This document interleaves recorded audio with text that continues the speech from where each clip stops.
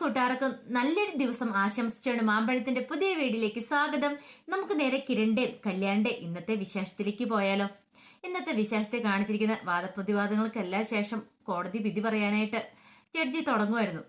ഈ സമയത്ത് സോണിയുടെ കിരണിന്റെ മുഖത്ത് വല്ലാത്തൊരു വെപ്രാളം ഉണ്ടാകുന്നത്. കേസും കൗണ്ടർ കേസും ഒക്കെ ഉണ്ട്. ഇനിയിപ്പോ കല്യാണിക്ക് അങ്ങനെ എതിരായിട്ട് വല്ല വിധി എന്തേലും വരുമോ, അങ്ങനെ ഒരു ചിന്തയൊക്കെ രണ്ടുപേരുടെ ഉള്ളിലുണ്ടായിരുന്നു. അത് പരസ്പരം അവർ പങ്കുവെക്കുന്നുണ്ടായിരുന്നു. ജഡ്ജി പറഞ്ഞു, ഇവിടെ നമ്മൾ വാദങ്ങളും പ്രതിവാദങ്ങളും എല്ലാം കണ്ടു. കല്യാണിക്കെതിരെ ശക്തമായ സാക്ഷ്യമുള്ള തെളിവുകളും എല്ലാം ഉണ്ട്. എന്നിരുന്നാൽ പോലും ഒരു പെൺകുട്ടിയും ഒരിക്കലും ചെയ്യാൻ പാടില്ലാത്ത കാര്യമാണ് ഇവിടെ ചെയ്തത്. പൊതുനിരത്തി വെച്ച് ഒരാളുടെ കർണത്തടിക്കുക, അതൊരു ക്രിമിനൽ ഓഫൻസ് തന്നെയാണ്. അത് നമ്മൾ കണക്കിലെടുക്കണം. പക്ഷേങ്കിൽ ഇവിടെ വാദിയുടെ ഭാവം നമ്മൾ നോക്കി. ശരണ്യ എന്ന പെൺകുട്ടിയുടെ ജീവിതവും അതോടൊപ്പം തന്നെ സോണി എന്ന പെൺകുട്ടിയുടെ ജീവിതം, ആ രണ്ട് പെൺകുട്ടികളുടെ ജീവിതം ഒരേപോലെയാണ് അയാൾ തകർത്ത് കളഞ്ഞത്. ശരണ്യയുടെ ഇപ്പോഴത്തെ അവസ്ഥയും അതോടൊപ്പം തന്നെ സോണിയോട് ചെയ്തത് അതൊരു മോഷണശ്രമം മാത്രമായിരുന്നില്ല. അത് പക ഉള്ളി വെച്ച് മനസ്സിൽ വെച്ചിട്ട് മനഃപൂർവ്വം ഇല്ലാതാക്കാനായിട്ട് ആൽബർട്ടിനെ ഇല്ലാതാക്കാണ്ട് ശ്രമിച്ചാണ്. അപ്പൊ അത് കോടതിക്ക് അങ്ങനെ വെറുതെ തള്ളിക്കളയാൻ പറ്റുന്നൊരു കാര്യമല്ലത്. കല്യാണി ചെയ്തതിനേക്കാളും വലിയ ഒരു കുറ്റം തന്നെയാണ് ഇവിടെ വാദിയായ വിക്രം ചെയ്തിരിക്കുന്നത്. അപ്പൊ അത് കോടതിക്ക് ആ കേസ് കണ്ണടച്ചു വിടാൻ പറ്റുന്ന കാര്യമില്ല. അതുകൊണ്ട് കല്യാണി ചെയ്തേക്കാളും വലിയ കേസായതുകൊണ്ട് ഇവിടെ ശരിക്കും പ്രതി എന്ന് പറഞ്ഞിട്ടുണ്ടെങ്കിൽ വിക്രം തന്നെയാന്ന് പറയുവാണ്. ഇത് കേട്ട് കഴിഞ്ഞപ്പോൾ തന്നെയാണ് എല്ലാവരുടെയും മുഖത്ത്, കല്യാണിയുടെ കിരണിന്റെ സോണിയുടെ എല്ലാം മുഖത്തൊരു എന്തോ ഒരു സന്തോഷം അതോടൊപ്പം തന്നെ ഒരു സമാധാനമൊക്കെ ഉണ്ടായത്. പിന്നീട് ജഡ്ജി പറഞ്ഞു, നിങ്ങൾ ചെയ്ത തെറ്റല്ല നിങ്ങൾ സമ്മതിക്കുന്നുണ്ടോ വിക്രം എന്ന് ചോദിക്കണം. അത് മാത്രമല്ല, നിങ്ങളുടെ സഹോദരി നിങ്ങളുടെ കർണത്തടിച്ചു അവിടെ വെച്ച്, അത് തെറ്റായപ്പോ ഒന്ന് നിങ്ങൾക്ക് തോന്നുന്നുണ്ടോ എന്ന് ചോദിക്കണം വിക്രത്തോട്. ഇത് കേട്ട് കഴിഞ്ഞപ്പോൾ വിക്രം ഒന്നും മിണ്ടാതെ നിൽക്കുവാണ്. എന്തേലും പറയാൻ പറ്റുമോ? ജഡ്ജി എന്നെ പറയണം, അത് കുറഞ്ഞു പോയെന്ന് എനിക്ക് തോന്നുന്നുള്ളൂ. ഈ സമയത്ത് ജോർജ് വക്കീൽ പറഞ്ഞിട്ട് ഏറ്റിട്ടുള്ള ശരിയാണ്, അത് കുറഞ്ഞു പോയി. ഇങ്ങനത്തെ ഉള്ളവന്മാരെയൊക്കെ തല്ലി കൊല്ലുക ശരിക്കും ചെയ്യേണ്ടതെന്ന് പറയാണ്. കാരണം ജോർജ് വക്കീലിന് പോയി നീരസമായി പോയി വിക്രം ചെയ്ത കാര്യങ്ങളൊക്കെ ഓർത്ത് കഴിഞ്ഞപ്പം ശരണ്യയുടെ കേസിലും സോണിയുടെ കേസിലും. പിന്നീട് കോടതി പറഞ്ഞു, ഇത്രയും വലിയ ക്രൂരതകൾ ചെയ്ത വിക്രത്തിനെ ഒരു കാരണവശാലും കോടതി വെറുതെ വിടാൻ പോകുന്നില്ല, അവനെ റിമാൻഡ് ചെയ്യുമെന്ന് പറയുവാണ്. ഇത് കേട്ട് കഴിഞ്ഞപ്പോഴത്തേനും വിക്രത്തിന്റെ പ്രകാശിന്റെ ഒക്കെ മുഖത്ത് ചോരമായി ഇല്ലാത്തൊരവസ്ഥയായിപ്പോയി. വിളറി വെളുത്തുപോയി രണ്ടുപേരും. ഒരിക്കലും പ്രതീക്ഷിച്ച കാര്യമില്ല. അത് മാത്രമല്ല, കല്യാണി അങ്ങനെ അടിച്ചിട്ടുണ്ടെങ്കിൽ അതിന് വ്യക്തമായ കാരണമുണ്ട്. അതുകൊണ്ട് മാത്രമാണ് അങ്ങനെ ചെയ്തത്. അതുകൊണ്ട് കല്യാണിന്റെ സാഹചര്യവും ജീവിത സാഹചര്യവും അവള് വളർന്നു വന്ന എല്ലാ കാര്യങ്ങളും എല്ലാം വെച്ചിട്ട് അവളെ കോടതി വെറുതെ വിടുവാണ്. മാത്രമല്ല, കല്യാണി അപ്രീഷിയേറ്റ് ചെയ്യുകയും ചെയ്യുന്നുണ്ട് ഈ കോടതി. ഇത്രയും വലിയൊരു തെറ്റ് ഇവിടെ കൊണ്ടുവന്ന് ആ ചൂണ്ടിക്കാണിച്ച് വിക്രത്തെ പോലെ ഒരു കൊടും ക്രിമിനലിനെ ചൂണ്ടിക്കാണിച്ച് ഇല്ലാതാക്കിയെന്ന് പറഞ്ഞിട്ടുണ്ടെങ്കിൽ അവൻ ചെയ്ത തെറ്റുകളൊക്കെ കോടതിയുടെ മുന്നിൽ കൊണ്ടുവന്ന് തെളിയിച്ചതിന്. ഇതെല്ലാം കേട്ട് കഴിഞ്ഞപ്പോൾ കല്യാണിക്കും കിരണിനൊക്കെ ഭയങ്കര സന്തോഷമായി. പിന്നീട് കോടതി നിറം കഴിഞ്ഞപ്പോൾ കല്യാണിയുടെ കിരൺ വന്ന് കെട്ടിപ്പിടിക്കുന്നൊരു സോണി ശരണിയെല്ലാം അവർക്കും ഭയങ്കര സന്തോഷമായി. അങ്ങനെ പുറത്തേക്ക് വിക്രത്തിനെ കൊണ്ടുവരുന്നു.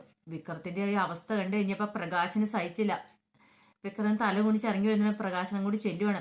ചതിച്ചല്ലോടാ നീ, അച്ഛ എന്നെ എങ്ങനെയല്ലോ ഒന്ന് ഇറക്കണോ അച്ഛാ, ഇറക്കാനായിട്ട് എങ്ങനെ ഇറക്കണം നീ പറയണേ, നീ അവിടെ കിടക്കണമെന്നും പറഞ്ഞുകൊണ്ട് വിക്രത്തിന്റെ കാരണം തീർത്ത് 2-3 അങ്ങോട്ട് അടിക്കും. 2-3 പൊട്ടീരെ അങ്ങോട്ട് പൊട്ടിക്കുവാണ്. വിക്രത്തിനെ കൊണ്ട് പോലീസുകാർ ജയിലിലേക്ക് ഇങ്ങോട്ട് പോവുകയാണ്. പ്രകാശൻ അവിടെ തളർന്ന് അങ്ങോട്ട് ഇരിക്കുക. ഈ സമയത്ത് ജോർജ് വക്കീൽ അങ്ങോട്ട് വരുന്നേ. ജോർജ് വക്കീൽ നോക്കിയപ്പോ പ്രകാശൻ നെഞ്ചത്ത് കൈവച്ച് നിലത്തേക്ക് ഇരിക്കുന്ന കാഴ്ചയെ കണ്ടത്. അതെ പ്രകാശം, എന്ത് പറ്റി? എന്താ നിനക്ക് എന്താ വല്ല കുഴപ്പം എന്തെങ്കിലും ഉണ്ടോന്ന് ചോദിക്കണം. എനിക്ക് ചങ്കിന് വേണ്ടി എടുക്കുന്നുണ്ട് സാറേ എന്ന് പറയാണ്. ഇത് കേട്ടോണ്ടാണ് കല്യാണിയും കിരണും സോണിയും ശരണിയൊക്കെ അങ്ങോട്ട് വന്നേ. സോണി പറഞ്ഞു, ഇത് നമ്മൾ കുറെ ഇങ്ങനെ കണ്ടിട്ടുള്ളതാ. ഇനിയിപ്പോ ഇയാളുടെ കാര്യത്തില് ഒരു തീരുമാനമായി. ഒരു അച്ഛനെന്ന നിലയിൽ ഇയാള് പരാജയം തന്നെയായിരുന്നു. ഇനി അടുത്ത ജന്മം ഉണ്ടെങ്കിൽ ആ ജന്മത്തിലെങ്കിലും ഇയാൾ ഇനി നല്ല രീതിയിൽ ജീവിക്കാൻ നോക്കട്ടെ. ഈ ജന്മം ഇയാളുടെ കഴിഞ്ഞു തന്നെ വേണം കൂട്ടാന്. ഇയാളെ പോലെയുള്ള അയാളൊക്കെ ജീവിച്ചിരിക്കുന്നേക്കാളും നല്ല മരിച്ചു പോകുന്ന തന്നെയാന്ന് പറയാണ്. കല്യാണി പറഞ്ഞു, ഇനി നിങ്ങളെ രക്ഷിക്കാൻ ഞാൻ വരില്ല. ഇതിനു മുമ്പ് ഒരു പ്രാവശ്യം ഇങ്ങനെ ഉണ്ടായി കഴിഞ്ഞപ്പം 1-2 ലക്ഷം രൂപയല്ല 10 ലക്ഷം രൂപ പലിശക്കാരനെ ഞാൻ കൊടുത്തേ. അത് മാത്രമല്ല, ഹോസ്പിറ്റൽ ചെലവെല്ലാം വഹിച്ച് ഞാൻ ഇങ്ങനെ നോക്കി. പക്ഷെ ഇനി ഒരു അച്ഛനൊരു സ്ഥാനമൊന്നും ബഹുമാനമൊന്നും ഞാൻ നിങ്ങൾക്ക് തരത്തില്ല. ഞാൻ നിങ്ങളെ രക്ഷിക്കാനും പോയില്ലെന്ന് പറയാണ്. ഇത് കേട്ടപ്പോൾ കിരണും പറഞ്ഞു, ഇനി കല്യാണി അങ്ങനെ മുതിർന്നാൽ പോലും കല്യാണിയെ ഞാൻ സമ്മതിക്കത്തില്ല. ഇതിനു മുമ്പ് പലവട്ടം അച്ഛൻ എന്ന സെന്റിമെന്റ്സ് വെച്ചിട്ട് ഞാൻ കല്യാണിയുടെ ഒപ്പം നിന്നിട്ടുണ്ട്. പക്ഷെ ഇനി അതിനെ ഞാൻ കൂട്ടു നിൽക്കത്തില്ല. അതുകൊണ്ട് ബാ കല്യാണം നമുക്ക് പോകാമെന്ന് പറഞ്ഞ് പോവാണ്. പ്രകാശൻ ഇങ്ങനെ കണ്ണ് നിറഞ്ഞൊഴുകി അവിടെ കിടക്കുവാണ്. പെട്ടെന്ന് ജോർജ് വക്കീൽ പറഞ്ഞു, അതേ പ്രകാശ, ഇവിടെ കിടന്ന് എന്തെങ്കിലും സംഭവിക്കുന്നേക്കാളും ഞാൻ നിങ്ങളെ ഹോസ്പിറ്റലാക്കാം, അതിലപ്പുറം എന്നിൽ നിന്നൊന്നും പ്രതീക്ഷിക്കരുതെന്ന് പറയാണ്. പിന്നീട് കാണിക്കുന്ന വീട്ടിലേക്ക് വരുമായിരുന്നു കിരണും കല്യാണിയൊക്കെ. അപ്പൊ ദീപ നോക്കിയിരിക്കുകയാണ്. ദീപയ്ക്ക് നല്ല ടെൻഷൻ ഉണ്ടായിരുന്നു. വന്നു കഴിഞ്ഞപ്പോൾ തന്നെ കിരൺ പറഞ്ഞതേ അമ്മയുടെ മോനെ റിമാൻഡ് ചെയ്തിട്ടുണ്ട് കേട്ടോ എന്ന് പറയാണ്. ഇത് കേട്ട് കഴിഞ്ഞപ്പോൾ ദീപ ഒന്നും മിണ്ടാതെ നിൽക്കണം. എന്ത് പറ്റി അമ്മയ്ക്ക് സങ്കടമായെന്ന് ചോദിക്കുകയാണ്. ഇത് കേട്ട് കഴിഞ്ഞപ്പോൾ ദീപ പറഞ്ഞു, സങ്കടം ആകാനോ, എനിക്കോ നല്ല കഥയായിപ്പോയി, അവനെപ്പോലെ ഒരുത്തിനെ പ്രസവിച്ചല്ലോ എന്നുള്ള സങ്കടം മാത്രമേ എൻ്റെ ഉള്ളിലുള്ളൂ. ഇത് കേട്ടപ്പോൾ കല്യാണി പറഞ്ഞു, അല്ലെങ്കിൽ അവൻ എന്ത് ദുഷ്ടത്ര കാണിച്ച, കോടതി നിൽക്കുന്ന ഓരോ സമയത്ത് എൻ്റെ ഉള്ളിലുണ്ടായിരുന്ന ശരണ്യയുടെയും സോണിയുടെ മുഖം മാത്രമായിരുന്നു. അത്രയും വലിയ ക്രൂരത ചെയ്ത് അവന് നല്ല ശിക്ഷ തന്നെ കിട്ടണം. ഇതുപോരാ, ഇനി അവനൊരു ഇരട്ട ജീവപര്യന്തം മേടിച്ചു കൊടുക്കണം. അതിന് വേണ്ടിയിട്ടായിരിക്കും ഇനി എൻ്റെ ശ്രമം. അവനവിടെ കിടക്കട്ടെ. അവനെ പോലെയുള്ള ഒരുത്തനെ വളർത്തി വലുതാക്കിയതിൻ്റെ പേരിൽ എൻ്റെ അച്ഛനെന്ന് പറയുന്ന ആ ദുഷ്ടനുണ്ടല്ലോ, അയാളും അനുഭവിക്കണമെന്ന് പറയണം. ഈ സമയം കിരൺ പറഞ്ഞതേ പ്രകാശൻ എന്ന് പറയുന്ന ഇതേ കല്യാണിയുടെ അച്ഛനെ കൊണ്ടുപോയിട്ടുണ്ട് ഹോസ്പിറ്റലിലേക്ക് നെഞ്ചുവേനയായിട്ട്. ഇത് കേട്ടപ്പം ദേ പറഞ്ഞു, അയാൾ കിടക്കട്ടെ, അയാൾ ശരിക്കും മരിക്കേണ്ടവനാ, അയാൾ ജീവിച്ചിരിക്കാനായിട്ട് അയാൾക്ക് യാതൊരു അർഹതയില്ലെന്ന് പറയാണ്. ഈ സമയത്ത് പ്രകാശിനെയും കൊണ്ട് നേരെ വക്കീൽ ഹോസ്പിറ്റലിലേക്ക് വരുമായിരുന്നു. അങ്ങനെ നേരെ ICUയിലേക്കാണ് കൊണ്ടുവന്ന് കയറ്റിയത്. പിന്നെ ഡോക്ടർ ഇറങ്ങി വരുന്നുണ്ടപ്പോൾ തന്നെ വക്കീൽ ചോദിച്ചു, എങ്ങനെയാണ് ഡോക്ടറെ പ്രകാശിന്റെ കണ്ടീഷൻ എങ്ങനെയാന്ന് ചോദിക്കുവാണ്. ഇത് കേട്ട് കഴിഞ്ഞപ്പോഴത്തേനും വക്കീലിനോട് ഡോക്ടർ പറഞ്ഞു, ഇച്ചിരി മോശമാണ്, ക്രിട്ടിക്കൽ സ്റ്റേജിലാണ്, എപ്പോഴും എന്ത് വേണം സംഭവിക്കാന്ന് പറയണം. ഇത് കേട്ടപ്പോൾ വക്കീൽ പറഞ്ഞു, അതെ ഇവിടം വരെ കൊണ്ടുവരേണ്ട ഒരു ബാധ്യത എനിക്കുണ്ടായിരുന്നുള്ളൂ, ഇനിയിപ്പം എന്ത് വേണമെന്ന് ഡോക്ടർ ചെയ്തോ. ഇനി അവരൊരു നമ്പർ തന്നിട്ടുണ്ടായിരുന്നു പ്രകാശന്, ആ നമ്പറിൽ വിളിച്ച് ഞാൻ കാര്യങ്ങൾ പറഞ്ഞിട്ടുണ്ട്, അയാളുടെ അമ്മയുടെ മറ്റോ ആണെന്ന് തോന്നുന്നത്, ചിലപ്പോൾ അവരിപ്പോൾ തന്നെ ഇങ്ങോട്ട് വരുമായിരിക്കും എന്ന് പറയാണ്. ഇങ്ങനെ പറഞ്ഞുകൊണ്ടിരിക്കുന്ന സമയത്താണ് ഭാനുമതി അമ്മ അങ്ങോട്ട് വരുന്നത്. കരഞ്ഞ് നിലവിളിച്ച് അങ്ങോട്ട് ഓടി ഇങ്ങോട്ട് വരുന്നത്. അപ്പോൾ വക്കീലിനെ കണ്ടു കഴിഞ്ഞപ്പോൾ തന്നെ ചോദിച്ചു, അല്ലെ എൻ്റെ മോൻ എന്ത് ചെയ്യുക, അവൻ എന്ത് പറ്റിയെന്ന് ചോദിക്കുവാണ്. ഇത് കേട്ട് കഴിഞ്ഞ് വക്കീൽ പറഞ്ഞു, പ്രകാശൻ ICUലാന്ന് പറയണം. ICUലോ, എൻ്റെ ഭഗവാനെന്ന് പറഞ്ഞ് നെഞ്ചത്തടിച്ച് നിലവിളിക്കുവാണ്. ഡോക്ടറെ അവനെ എങ്ങനെയെങ്കിലും രക്ഷിക്കണം, എനിക്ക് അവൻ്റെ ജീവൻ വേണമെന്ന് പറയാണ്. പെട്ടെന്ന് ഭാനുമതി ഓർത്ത് വിക്രത്തിൻ്റെ കാര്യം, അല്ല എൻ്റെ കൊച്ചുമോൻ എന്തിയെ, അവനെ ഞാൻ കണ്ടില്ലോ എന്ന് പറയാണ്. ഇത് കേട്ട് കഴിഞ്ഞപ്പോഴത്തേനും വക്കീൽ പറഞ്ഞു, അതെ അവനെക്കുറിച്ചൊന്നും എനിക്ക് പറയാനായിട്ട് താല്പര്യമില്ല, അതൊക്കെ നിങ്ങൾ പോയി അന്വേഷിച്ച് കണ്ടുപിടിച്ചാൽ മതി എന്ന് പറയണം. എന്നാലും വക്കീലെ അവൻ എന്ത് പറ്റിയെന്ന് എന്നോടൊന്ന് പറ, അതൊന്നും പറയാനുള്ള സമയം എനിക്കില്ല എന്ന് പറഞ്ഞിട്ട് വക്കീൽ അങ്ങോട്ട് പോവാണ്. ഈ സമയത്ത് ഡോക്ടറോട് പറഞ്ഞു, ഡോക്ടറെ എൻ്റെ മോൻ്റെ ജീവനെ രക്ഷിക്കാം, അതിനു മുമ്പ് കുറച്ച് പണം കെട്ടിവെക്കണം, എന്നാൽ മാത്രം ട്രീറ്റ്മെൻറ്റ് തുടങ്ങാൻ പറ്റുള്ളൂ എന്ന് പറയാണ്. ഇത് കേട്ട് കഴിഞ്ഞും ഭാനുമതി അമ്മയ്ക്ക് എന്ത് ചെയ്യണമെന്ന് അറിയത്തില്ലാതായിപ്പോയി. ഇത്രയും പറഞ്ഞ് ഡോക്ടറോട് അകത്തേക്ക് കയറി പോവാണ്.